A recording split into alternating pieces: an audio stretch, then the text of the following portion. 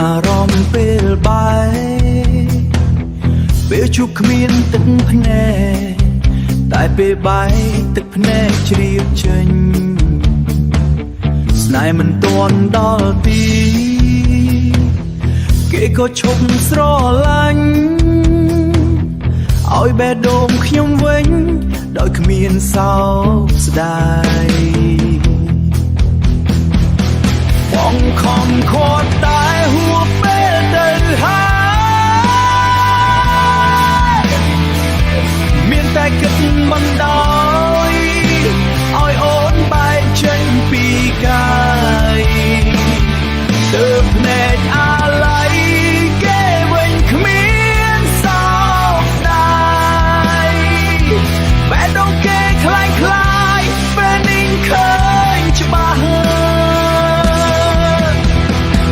ចង់បបួលអូនមកឈឺចាប់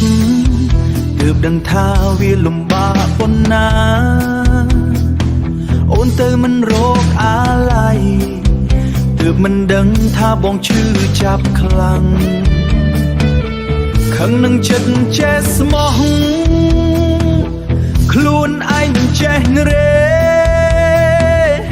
រហូតជ្រុលស្នេហ៍ខ្លាំងដល់ខ្លួនមិនបានបន្ទាប់ពីថ្ងៃបាយអូន